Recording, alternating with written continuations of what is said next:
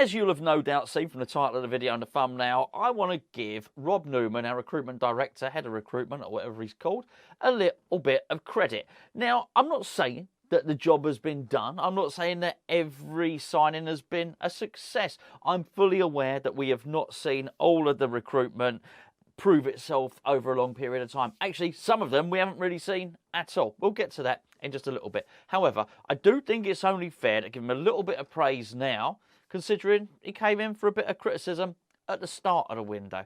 And I think that's understandable because we were quite slow out the blocks. But also, Rob Newman doesn't have a long list of historical achievements in terms of being head of recruitment at a football club.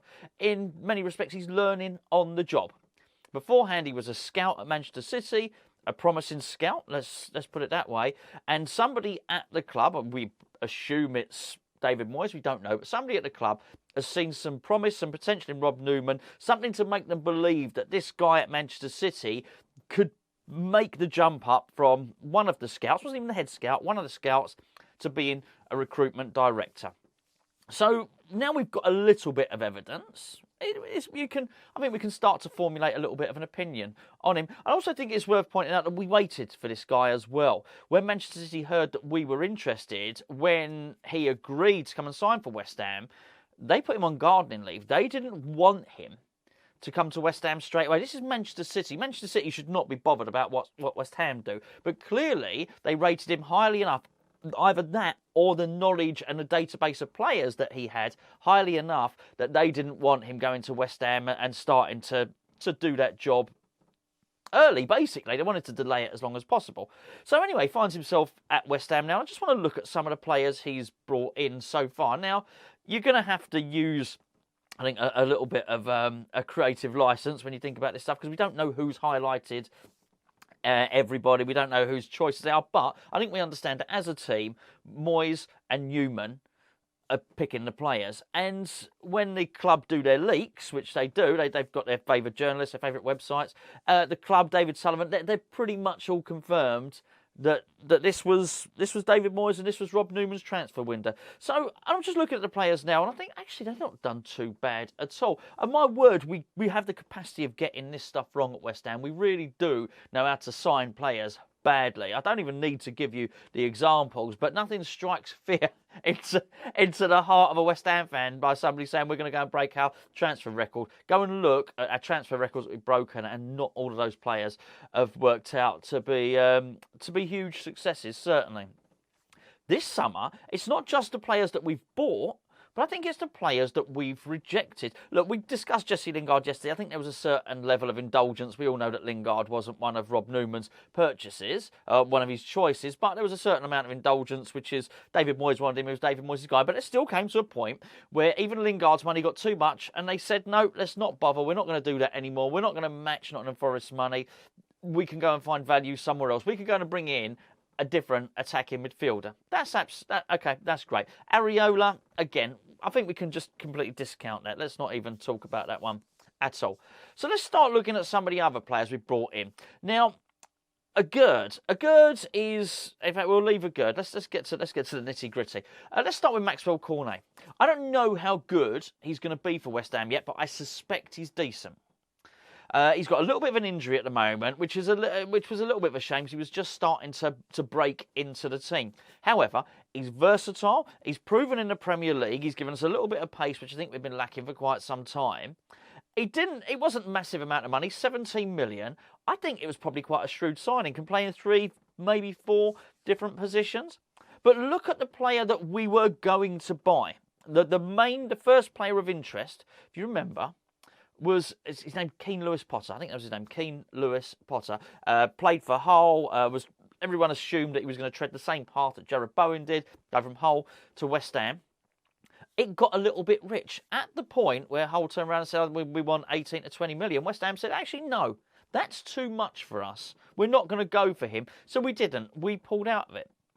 And at the time, and I think this is where a lot of the frustration was, particularly with Newman, we did spend a little bit of time rejecting some players. And I think at that point, us as West Ham fans were thinking, how much money we got? We ain't got any money. Okay, we didn't know at that point that we were going to go and spend £175 million in the transfer window.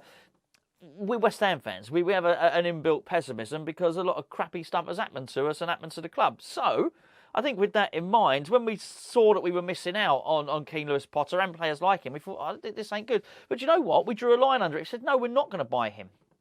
And we went and got Maxwell Cornet instead. Now, I realise I'm not reeling these players off in chronological order, but I do think it's important when you look at the player that we bought, you also look at the player that we rejected, because it's how we've reacted. And I think that's really, really important. So, actually, looking back now, I don't know how good Keane Lewis Potter's going to be, but I was really happy with Maxwell Cornet, and we've seen some glimpses. I think had the goal had not been chalked up against Chelsea, I think, we would have seen a slightly quicker role for him to be more embedded into the team. But anyway, that's by the by. Looks like a good signing. Moyes and Newman, Maxwell Cornet, 17 million. I've got to say tick. If this was Charlie, there'd be some graphics going on. I've got no graphics. Tick. Imaginary tick, right? Let's have a little look at Flynn Downs. Flynn Downs, that's a good signing. That's a good signing. And I like the way we did it. Poached from under the noses at Crystal Palace. They know how to identify a player. They've brought some really good players in there. The loan of Gallagher was really good. Bire Eze coming in, looks like a really good player. Centre-back Anderson, Gay. They've got some really good players. Really good players there.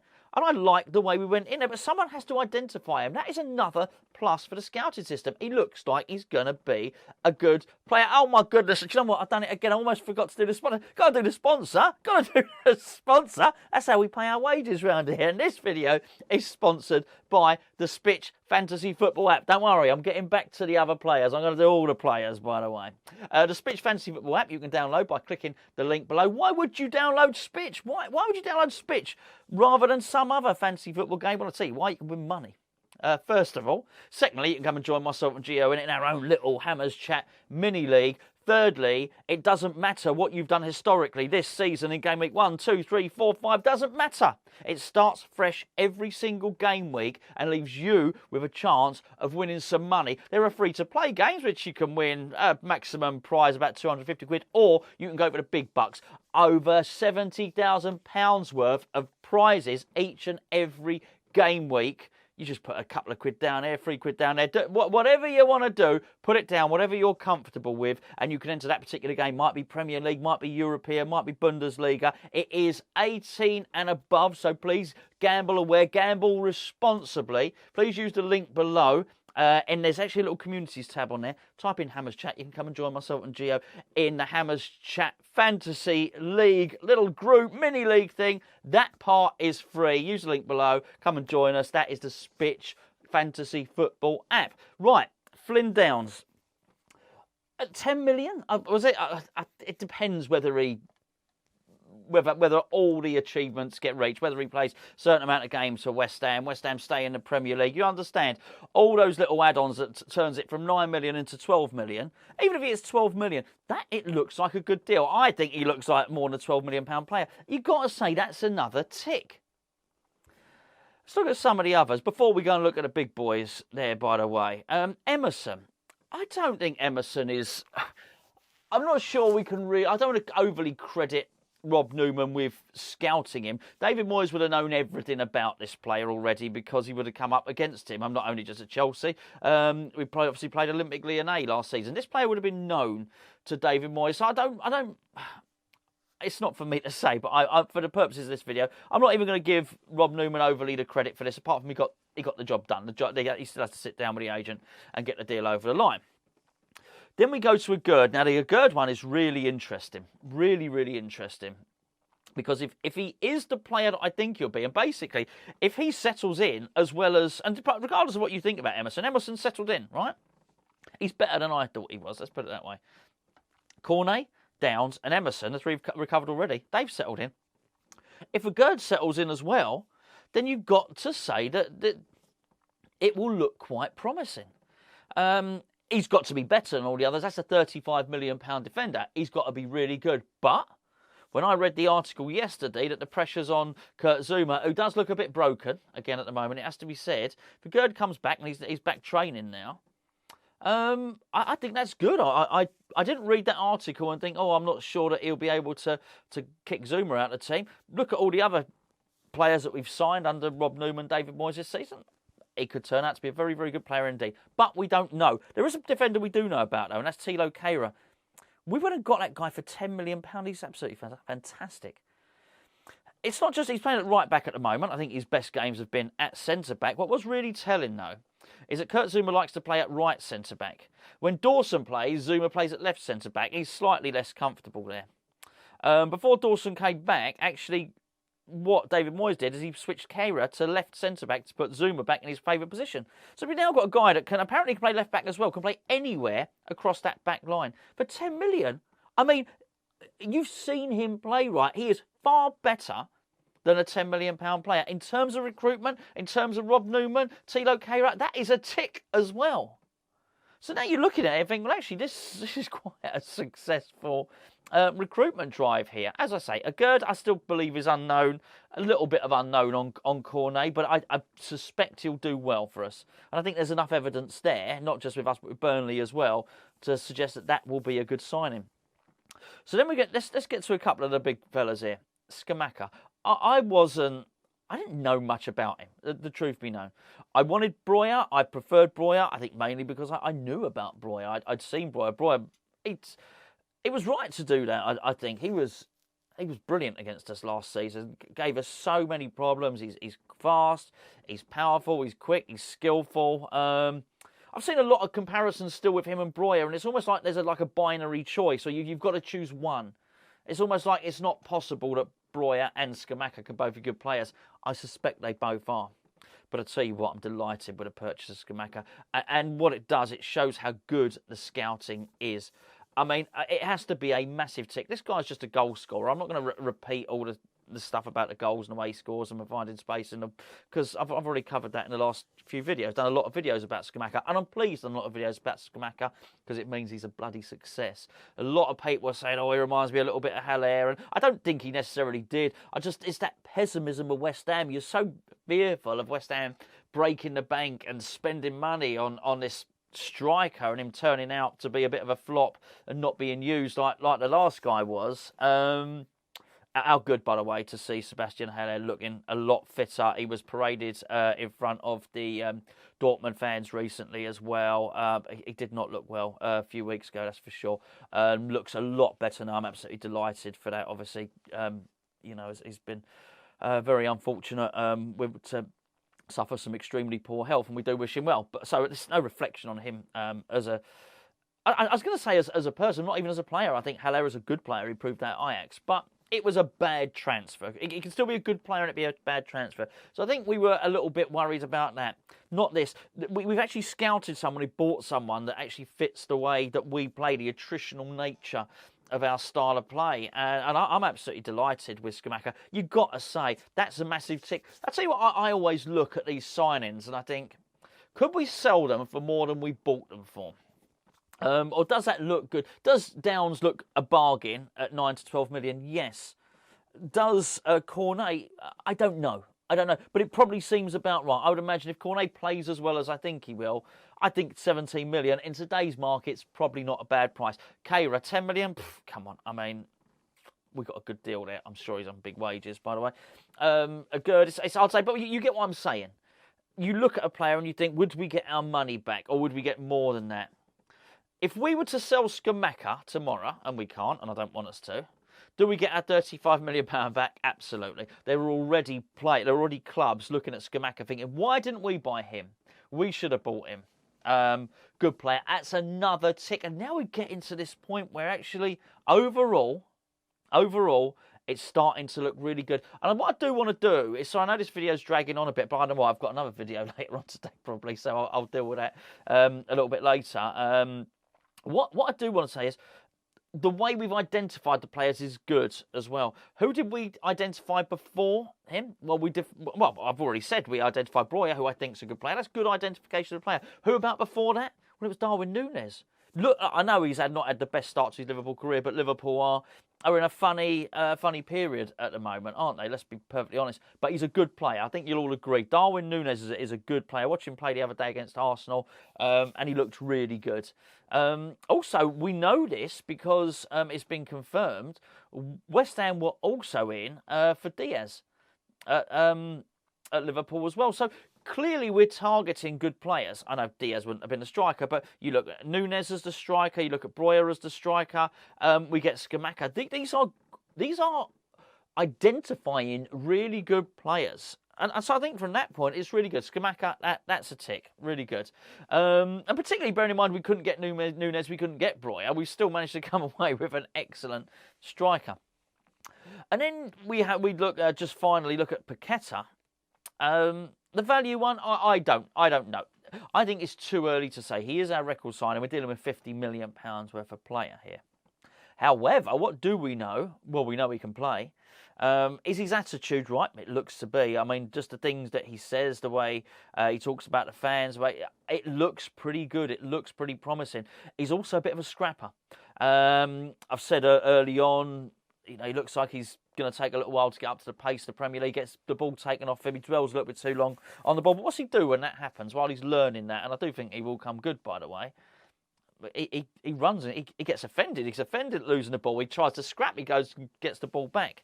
We like that. That's a really, really good trait that we've always loved that at West Ham. We love the ability, but to actually scrap and fight and earn your right to play on the ball. I mean, Tevez was like that, wasn't he? Tevez was a really skillful player, but he was a scrapper as well, and I think we really like that. Paqueta's a scrapper, and I think that's really good. And so you look at that.